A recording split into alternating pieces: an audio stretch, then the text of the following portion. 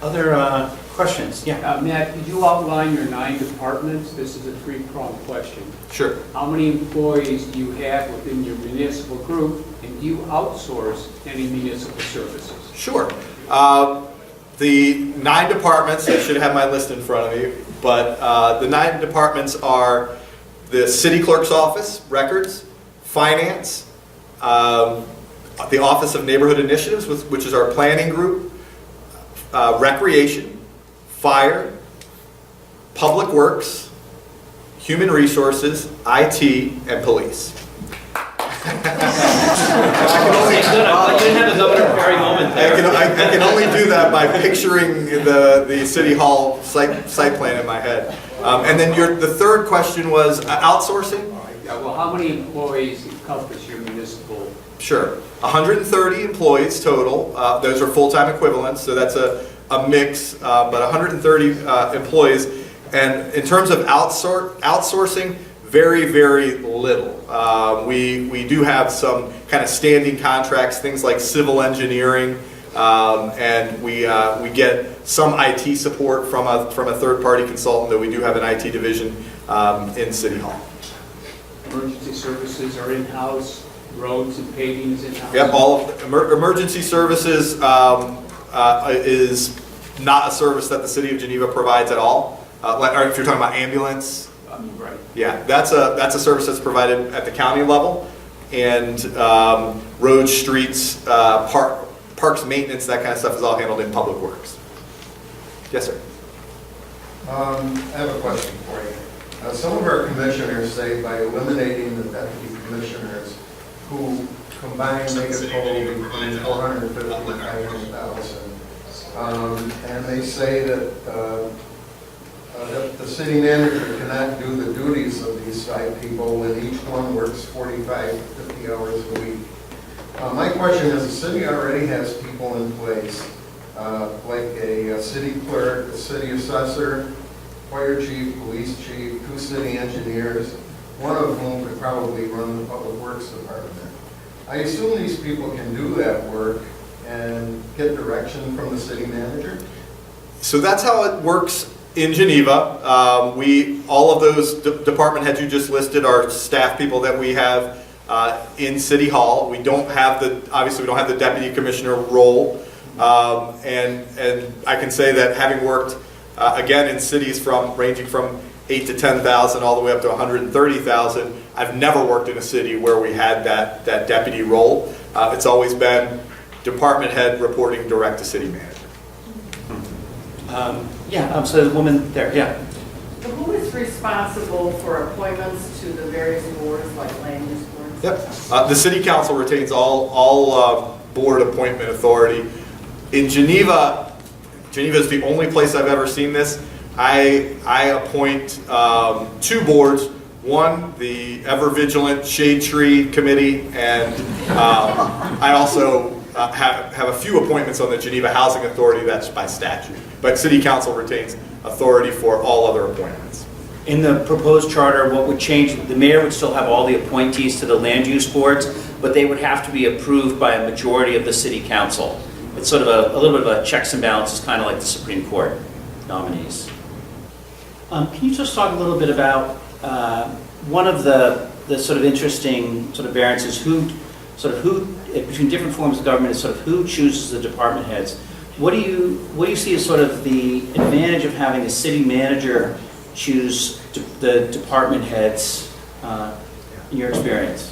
So department heads are who I work most closely with, right? There's no question about, and honestly, I don't know that I want to work in an organization where I have questions about allegiance anyway, period. But the general idea is I appointed them, I set performance expectations, and so in situations where a city council's vision has to be interpreted or has to be set to a work plan, it's best if that's done in a unified way rather than an individual counselor appointing an individual department head.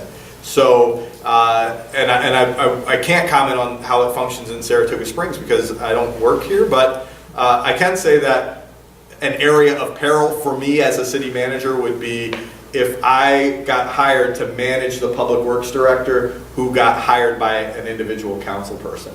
That would be, you could see the opportunity for conflict there. Who does this person report to? Now, I will give you some examples of where that happens in Geneva and in a lot of cities. The city clerk, for example. So in the city of Geneva, city council, the elected council, only has 3 employees: the city manager, the city clerk, and the city attorney. And in Geneva, and in every city I've worked in so far, the council charges the city manager with day-to-day management of the clerk and the attorneys. And I can also tell you that in areas of personnel management, the only challenges I've ever had with employees were with city clerks and city attorneys. And it's simply because there's an override, right? There's an escape clause. And if they're not hired by me and I give a direction and they know they just need to go around and they can at least create kind of a distraction. It's always worked out that city council just pointed them back to me and said, no, this is where the day-to-day direction comes from. But it is a challenge. You have to think more creatively about how to deal with personnel issues in that situation. So the way New York State works in every other situation, so you're somewhere in your organization, I anticipate today, you have a supervisor that is a civil service title, right? So call him a foreman, a highway foreman or a sewer foreman, water foreman. That person, according to the state of New York, is the appointing authority for people who work for them, right? And so there is no question. It's right there. It's drawn out in the civil service law. And I think in the fewer situations you can put together where you have one appointing authority and a different day-to-day manager, the better. It's streamlined and it makes for a more productive organization, I think. Great. Matt, do you participate in electoral politics? Do I vote in the elections? No. I mean, do you work on campaigns? Are you affiliated with the political party at all? So the City Managers Association has a code of ethics, and the code of ethics expressly prohibits city managers from participating on campaigns, for example. And it does allow you to register in a party. It's easier for you if you're a manager. It's easier for you if you stay unaffiliated because you're not supposed to put signs in your yard. That's participating in a campaign. You're not supposed to sign petitions. That's participating in a campaign.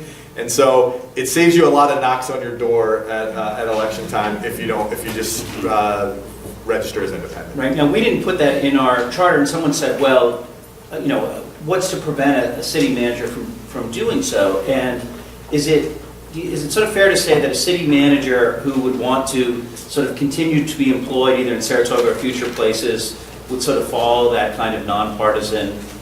Yeah, so even if they're not a member of the City Managers Association, which isn't compulsory membership or anything, so even if they're not a member, you get a reputation, right? You get a reputation for being an operative. You get a reputation for taking sides, and everybody, I won't say everybody, but city councils know that. And there are some city councils who've got a high opinion of themselves who say, great, this guy's a partisan guy, I can get him on my side. But on the whole, politicians or city councilors anyway are most often fearful of the opposite. That, well, this guy might end up in the other camp, he ended up on the wrong side in the last place. And also, it's funny, I didn't learn this from the City Managers Association. When I was growing up, my father was a deputy sheriff. Like here down south, sheriffs are elected. And he retired from the same agency that he went to the academy with. So he spent 25 years in the same agency by never signing a petition, by never putting a yard sign in his yard, and by never working on anybody's campaign. And that was kind of a lesson I carried with me into administration. Great.